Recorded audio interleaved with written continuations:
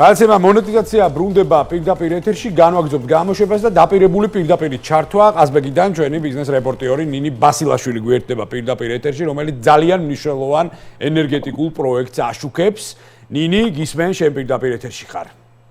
დღემშვიდობისა სანდრო მივესალმები მონეტიზაციის ერთგულ მაყურებელს ამჟამად უკვე ყაზბეგიდან ულამაზესი დარიალის ხეობიდან და რატომ ვიმყოფები დღეს მიან მოდი პატარა შესავალს გავაკეთებ ზოგადად საგანმანათლებლო ასე ვთქვათ პროგრამები გადამზადება რატომ არის მნიშვნელოვანი ამას მონეტიზაციის არაერთი ეთერი დაეთმო თუმცა კონკრეტულად ეს ახალი პროგრამა გამორჩეულად მნიშვნელოვანია, ვინაიდან განახლებადი ენერგიების სექტორს ეხება. აღნიშნული სექტორი კი ქვეყნის ეკონომიკური და მით უფრო მდგრადი განვითარებისთვის რომ ძალიან მნიშვნელოვანი, ამაზე ყველა ვთანხმდებით.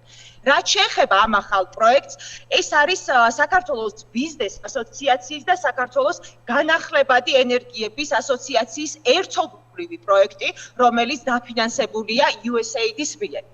აღნიშნული პროგრამა არის ორწლიანი და მოიცავს საქართველოს ფაქტობრივად ყველა რეგიონს, ძირითადად 8 რეგიონს მოიცავს. პროგრამის ფარგლებში ბენეფიციარები გადამზადდებიან და ძირითადად სასწავლო კურსი 2 მიმართულებით იქნება. ეს არის ზუსტად ჰიდროელექტროსადგურის ოპერატორის მოსამზადებელი სასწავლო ტრეინინგ პროგრამა, სახელწოდება ზუსტად რომ თქვა და მზის ფიტოელექტრული სისტემის მონტაჟის კურსი. 2 წლის განმავლობაში ბენეფიციარები გადამზადდებიან თეორიულ სწავლებას გაივლიან კოლეჯებში, ხოლო რაც შეეხება პრაქტიკულ სწავლებას გაივლიან ესე იგი გრედას წევრი ელექტროენერგო ასე ვთქვათ კომპანიების ჰესებში სპეციალურად ამ პროექტისთვის შექმნილ ლაბორატორიებში და 2 წლის შემდგომ უკვე ფაქტობრივად საქართველოს ეყრება ძალიან ისეთი კვალიფიციური კადრები, რომლებიც უკვე თავად შეძლებენ რომ შემდგომში გადაამზადონ აი ამ სექტორით დაინტერესებული ადამიანები და ჩვენ აღარ მოგვიწევს ჩამოყვანა საზღვარგარეთიდან, რაც ხშირ შემთხვევაში ხდება ხოლმე არა მხოლოდ ენერგეტიკის სექტორში, არამედ სხვა ასე ვთქვათ, სხვა მიმართულებითაც. აღნიშნულ პროექტში ჩართულია 8 კოლეჯი და 8 ენერგეტიკული კომპანია. პირველი კომპანია, რომელიც ჩართულია და მომავალში აქტიურად განაგრძობს ამ პროექტში საკმაოდ მნიშვნელოვანი წვლილი შეტანას, ეს არის კომპანია დარიალი ენერჯი. ჩვენ ცოტა ხნის წინ ვიმყოფებოდით დარიალი ჰესში და მე მინდა მაყურებელს უთხრა, რატომ არის მნიშვნელოვანი ეს ჰესი. პირადად მეც ძალიან ბევრი მნიშვნელოვანი ინფორმაცია გავიგე ამ ჰესის წარმომადგენლებისგან. წლიური გამომუშავება არის 500 მილიონი კილოვატ-საათი. დამეთანხმებით, რომ ეს საკმაოდ ისეთი დიდი გამომუშავება არის და ფაქტობრივად გამომუშავებული ელექტროენერგია მთლიანად ხმარდება, ასე ვთქვათ, საქართველოს 200,000 ოჯახი მარაგდება ექსპორტზე არ გადის. მე დარწმუნებული ვარ, რომ ეს პროექტი წარმატებით განხორციელდება, ბუნებრივია გადაცემა მონეტიზაცია სხვა ეთერებშიც დაუბრუნდება და მაყურებელს მივაწვდით ინფორმაციას თუ როგორ მიმდინარეობს ეს პროექტი და წარმატებები მინდა უსურვო საქართველოს ბიზნეს ასოციაციას და საქართველოს განახლებადი ენერგიების ასოციაციას. ნამდვილად პროექტის განხორციელებაში, რომელიც კიდევ ერთხელ ხაზგასმით მინდა აღვნიშნო, რომ მნიშვნელოვანია არა მხოლოდ სექტორის განვითარებისთვის, არამედ ქვეყნის ეკონომიკური მდგრადი განვითარებისთვის და რაც მნიშვნელოვანია და ბოლო პერიოდში რა გამოწვევა შეინიშნება ეკონომიკის აი ბევრ სფეროში, ეს არის კვალიფიციური კადრები. სანდრო? ნინი, ფანტასტიკური ჩართვისთვის და ძალიან ინფორმატიული ჩართვისთვის მე მინდა მადლობა გადაგიხადო და სხვათა შორის წამოყვე ნამდვილად ამ შემთხვევაში პათოსსა და შემართებაში, რომ ძალიან მნიშვნელოვანია ჩვენთვის ენერგეტიკული განათლება. მე აქვე მაყურებელს ვეთქვი, რომ ჩვენი უნიჭიერესი ჟურნალისტი ნინი ბასილაშვილი ძალიან საინტერესო რეპორტაჟსაც გვიმზადებს ახლა უშუალოდ ლოკაციიდან, რომელსაც ჩვენი მაყურებელი მომდევნო კვირაში ნახავს. ნინი, მოკლედ წარმატებულ დღეს გისურვებ. კიდევ ერთხელ ძალიან დიდი მადლობა საინტერესო პირდაპირ ჩართვისთვის და განვაგრძობთ გამოშვებას. ჩვენი რეპორტიორი ნინი ბასილაშვილი საუბრობდა კიდევ ერთხელ შეგახსენებთ პირდაპირ ეთერში და ღონისძიება, რომელიც ახლა ყაზბეგში ტარდება, ჩვენი პარტნიორის საქართველოს ბიზნეს ასოციაციისა და გრედას ორგანიზებით ხორციელდება და წარმატებები მინდა უსურვო ორივე გაერთიანებას, რომლებიც მნიშვნელოვან საქმეს აკეთებენ როგორც ცნობიერების, ასევე განათლებისა და მათ შორის ეკონომიკური დინამიკის განვითარებაში, კონკრეტულად ენერგეტიკის ჭრილში. მე აღარაფერს არ ვსაუბრობ ბიზნესის სხვა დარგებზე. განვაგრძობთ გამოშვებას და ჩვენი ძალიან საინტერესო რუბრიკის დრო არის, რომელიც ლიდერ ქალბატონებს ეთმობა და რუბრიკის ავტორი ნათია შათირიშვილი გვერდება პირდაპირ ეთერში, მოგესალმებით ნათია. ძალიან დიდი მადლობა თქვენი დროისთვის და ძალიან კარგი სტუმარი ყავს დღევანდელ გამოშვებაში, რომელთან ერთადაც ძალიან მნიშვნელოვან საგანმანათლებლო მოდულებს გავშლით, როგორც ვიცი. ისმენთ ყურადღებით. დიახ, მადლობა, მოგესალმებით. ჩვენ დღეს ყავს ქალბატონი ნანა ჯიქია, პროფესორი სტუმრად. ჩვენ არაერთ პროექტს ვახორციელებთ ერთობლივი ძალით და იგეგმება ასევე კიდევ ძალიან მნიშვნელოვანი საინტერესო საგანმანათლებლო პროგრამები, ჩართულები ვართ როგორც ონლაინ, ასევე აუდიტორიულ სივრცეში და ვფიქრობ დღევანდელი ჩვენი შეხვედრა საინტერესო და მნიშვნელოვანი იქნება იმ კურს დამთავრებულებისთვის, დასაქმების მიზნით, ასევე მსმენელებისთვის, რომლებიც დღესდღეობით ჩვენთან სწავლობენ და იღებენ იმ მნიშვნელოვან პროფესიებს, რომლებსაც ისინი იყენებენ შემდგომ დასაქმების მიმართულებით მიზნით. კი ბატონო, ძალიან კარგი თემა გვაქვს დღეს შერჩეული და შესაბამისად კეთილი იყოს თქვენი მობრძანება ჩვენ სტუდიაში და გისმენთ ყურადღებით, იმიტომ რომ პასაჟი, რომელიც ეხა ნათიამ განსაზღვრა, ძალიან მნიშვნელოვანია და შესაბამისად მე მინდა რომ აი ამ წელში ჩვენი დისკუსიის ველში საკმაოდ მნიშვნელოვანი აქცენტების დავსვათ. გისმენთ ყურადღებით. მოგესალმებით კიდევ ერთხელ. მოხდა ისე, რომ დღეს ჩვენ წარმოვადგენთ აქ ორ აკადემიას, ორი სხვადასხვა ისტორიით და მრავალწლიანი გამოცდილებით და თანამშრომლობით. მე წარმოვადგენ დავით აღმაშენებლის სახელობის აკადემიას, რომელიც უკვე წლებია ახორციელებს მოკლევადიან პროგრამებს და მოკლევადიან პროგრამებთან ერთად უამრავ საგანმანათლებლო პროექტს, რაც ემსახურება ჩვენი ახალგაზრდობის განათლება-განვითარებას. ეხლა უსმენდი სიუჟეტს და მოხარული ვარ იმაზე, რაზეც ეხლა საუბარი, ჩვენ საუბრობდით წლების წინ, ახორციელებდით ამას წლების წინ. განათლება რო ქვეყნის ეკონომიკის განვითარებისთვის მნიშვნელოვანი ნაწილია, ამაში ორი აზრი არ არსებობს და კონტრაპუნქტში ყველანი ვთანხმდებით ალბათ. 2015 წლიდან დავიწყეთ ჩვენ დისტანციური სწავლება, მაშინ როცა ამის საჭიროება და აუცილებლობა დიდად არიდგა. დღემდე ვახორციელებთ დისტანციურად ძალიან ბევრ მოკლევადიან პროგრამას. გვაქვს დისტანციური ჩართვები მსოფლიოს სხვადასხვა უნივერსიტეტებიდან, გვერდებიან პროფესორ-მასწავლებები, ვახორციელებთ ამას როგორც ზოგადად ჩვენი აკადემიის და BDC აკადემიის მსმენელებისთვის, ასევე ჩვენი ქართველი ახალგაზრდობისთვის, რეგიონის ახალგაზრდობისთვის. გვერდებიან ჩვენი წარმატებული ქართველი ემიგრანტები, რომლებიც მსოფლიოს სხვადასხვა კუთხეებში ასევე წარმატებულად მოღვაწეობენ. მოკლედ უკვე წლებია ახორციელდება ეს პროგრამა და ჩვენ ამის შედეგი გვაქვს. დასაქმების საკმაოდ მაღალპროცენტიანი მაჩვენებელი და რისი თქმა მინდა ყოველთვის როცა საშუალება მაქვს ყოველთვის უსვამ ხაზს ამ საკითხს, რომ არაფორმალური განათლების განვითარება და კვალიფიციური კადრი ქვეყნის შრომითი ბაზრისთვის ყველაზე მნიშვნელოვანი ნაწილია. სწორედ ამას ვემსახურებით ჩვენ BDC აკადემიის მიერ გადამზადებული კადრი, სერტიფიცირებული უკვე კადრი მოდის ჩვენთან აკადემიაში, იმაღლებს კვალიფიკაციას და მისთვის დასაქმება ბევრად უფრო მარტივია, ვიდრე იმ დიპლომირებული სპეციალისტის, რომელიც წლებია დასაქმების მოლოდინშია.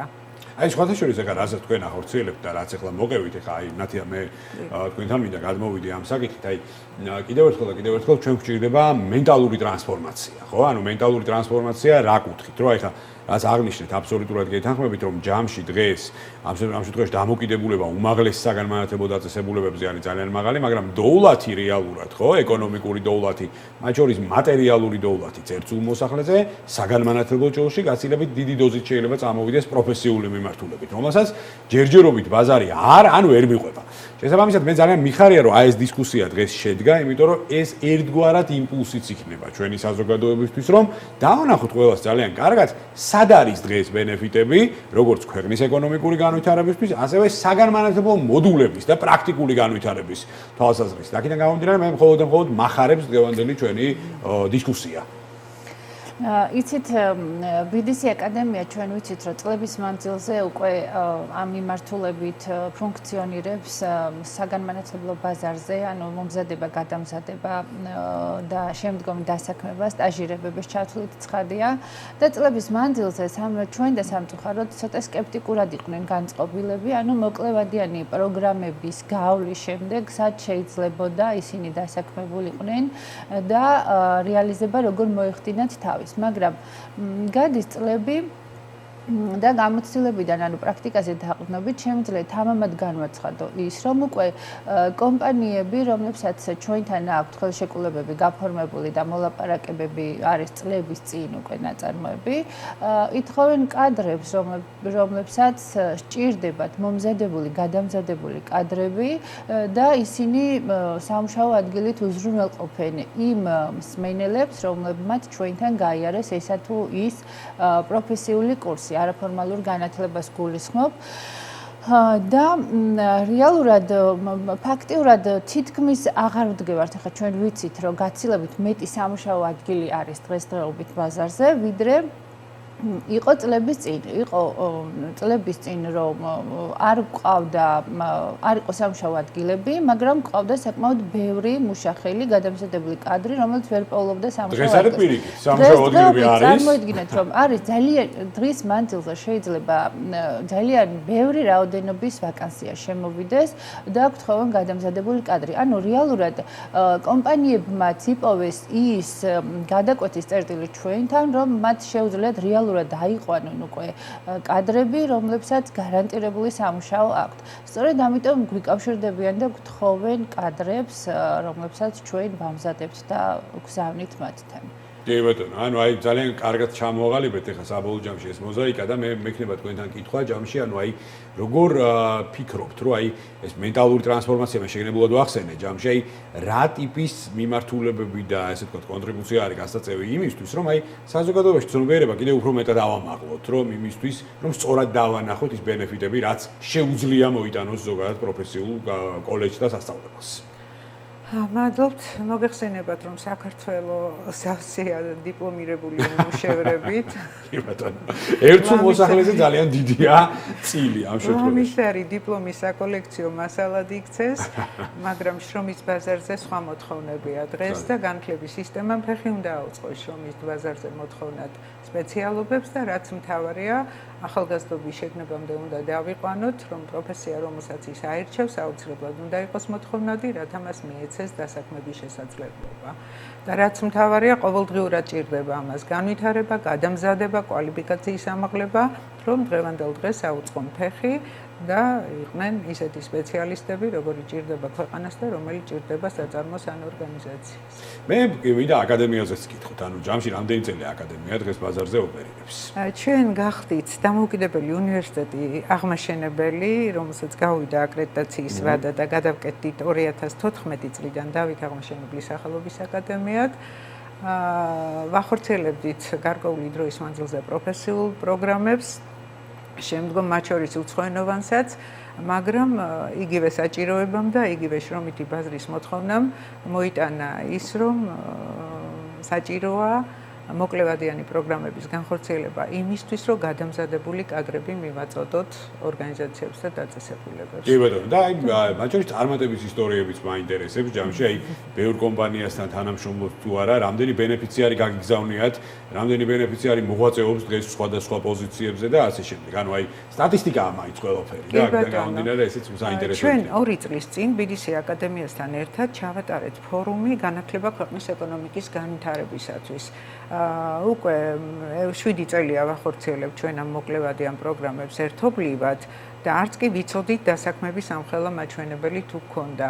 აღმოჩნდა, რომ იმ მიმართულებებზე, რომელსაც ჩვენ ვახორციელებთ, 80%-იანი დასაქმების მაჩვენებელი გქონდა. დამეთანხმება ნათეა და ამაში ლომის წვლილი მიუძღვის ქალბატონ ნათეას, იმიტომ რომ ძალიან ბევრს მუშაობს ორგანიზაციებთან, კომპანიებთან იმისთვის, რომ მიიღონ ჩვენი კურსდამთავრებულები, სტაჟირებას გადიან იქ და თვითონ უკეთესად იტყვის, მაგრამ მე გავახმოვანებ მისი ნებართვით, რომ ყოფილა შემთხვევა სტაჟირებაზე გაგვიშვია 20-30 მსმენელი და იქიდან ნახევარზე მეტი დარჩენილა ადგილზე და უკან არ დაბრუნებულა როგორც სტაჟიორი. ნათია, ხო, ყოველგვარი თავდავლობის გარეშე ისმენთ. ნათია ვიცი ხა მაინც სუბიექტურია, იმიტომ რომ გადაცემის წამყვანი თანაწამყვალიც არის და შესაბამისად არ საუბრობს საკუთარ თავზე, მაგრამ ამ შემთხვევაში სრული ამ შემთხვევაში თავდავლობის გარეშე შეგვიძლია ჩამოვაყალიბოთ საკითხი. მაგრამ მნიშვნელოვანი, ეხა მე შეგნებულად დავსვი ეს კითხვა, ციფრები ყველაფერს ამბობენ, სტატისტიკა არის რეალურად ყველაფრის გამკარგავი და მაჩვენებელის და ბარომეტრის და აქედან გამომდინარე მე მინდა რომ ეს დინამიკა გავშალოთ. ანუ მნიშვნელოვანი თემაა და მადლობა ამ კითხვისთვის. ნახეთ, რეალურად როდესაც მსმენელი ჩვენთან ირიცხება და შემდგომ სტაჟირებაზე იგზავნება, სწავლის დაახლოებით 80% მაინც მიმართულია მსმენელის პრაქტიკაზე, ანუ პრაქტიკის ობიექტებზე გაგზავნისთვის.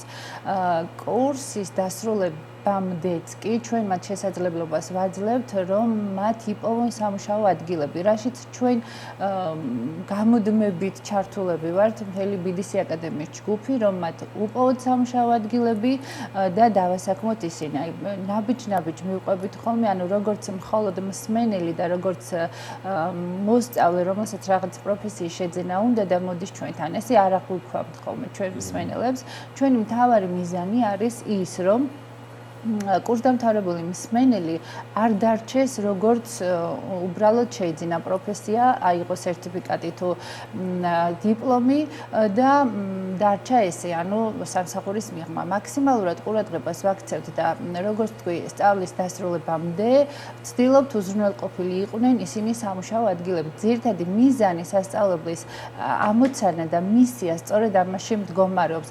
უკვირთ ხოლმე რატომ ყავს BDC აკადემიას ამდენი მსმენელი და ხშირად ვაწყდები ხოლმე ანუ პრობლემას ამასთან დაკავშირებით, რომ რატომ ყავთ თქვენ ამდენი მსმენელი, როდესაც სხვა სასწავლებლებს, რომელსაც თუნდაც სახელმწიფო უფინანსებს სწავლის გადასახადს, არ ყავთ ამდენი მომხმარებელი. პასუხი არის ძალიან მარტივი. ამაში დევს უზარმაზარი შრომა BDC აკადემიის გუნდის, რაც გულისხმობს იმას, რომ თითოეული მსმენელი უნდა იყოს დასაქმებული. მაქსიმალურად ვზრუნავ ჩვენ ამისთვის. ეს თუნდაც ლოკაციების შესაბამისად საცხოვრებელი ადგილების გათვალისწინებითაც კი თქვენ წარმოიდგინეთ, სასურველი პროფესიის მიხედვით და ხშირად გვაქვს ხოლმე ისეთი შემთხვევები, რამდენადაც დაუჯერებლად არ უნდა ჟღერდეს ეს ყველაფერი. ემიგრანტები, რომლებიც ონლაინ ერთვებიან და სწავლობენ, შეგვითავაზებია მათთვის სწავლის შემდგომ დასაქმება, სტაჟირება, ისინი ბრუნდებიან საქართველოში, უბრუნდებიან ოჯახებს და აქ მათ სამუშაო ადგილები ხვდებათ. ეს შეიძლება ვინმესთვის ცოტა ისე არადამეჯერებლად ჟღერდეს, მაგრამ შეუძლიათ რომ ნახონ ამის ვიდეო მასალები, ფოტო მასალები სასწავლებლის ვებგვერდზე, სადაც ნათლად ჩანს, რომ ესეთი შემთხვევები ძალიან ბევრია. ანუ აკადემიის მისია არის არც ერთი, შეიძლება და გვარად ცხადია, ცოტა ხმამაღალი ნათქვამი იქნება არც ერთი მსმენელი, მაგრამ შეიძლება და გვარად კურსდამთავრებულმა მსმენელმა შეძლოს დაიწყოს მუშაობა, ისინი თანამედროვე სტანდარტებით შესაბამისად არიან გადამზადებულები და არც ერთი მსმენელი არ დაგვრჩეს გულმატკენი და იმედგაცრუებული, რომ მხოლოდ ისწავლა სწავლის გამო, დოკუმენტის გამო და არაფერი მას რეალურად პრაქტიკული ხელს არ შეერჩა. მე ძალიან დიდი მადლობა მინდა გადაგიხადოთ. მე ჯერა რომ ამ თემას გავაგრძელებთ. სხვადასხვა გადაცემებში, იმიტომ რომ ამოუწურავი საკითხია ზოგადად და რაც უფრო მეტი წარმატების ისტორია დაიწერება ამ წელში, მით უფრო კარგია ჩვენი ქვეყნის ეკონომიკისთვის. ძალიან დიდი მადლობა, ძალიან კარგი ინსპირაციაზე აგებული საუბრისთვის, იმიტომ რომ ბევრისთვის ეხლა ეს დარწმუნებული ვარ გახდა ინსპირაციის წყარო. გისურვებთ წარმატებებს, მომავალ შეხვედრამდე გემშვიდობებით და კიდევ ერთხელ მოკლედ დიდი მადლობა ამ თემის წამოწევისთვის. გაცემა ოთხშაბათის მონეტიზაცია გემშვიდობებად, ჩვენ ერთმანეთს პარასკევს შევხვდებით კვირის შემაჯამებელ გამოშვებაში, ასე რომ დროებით.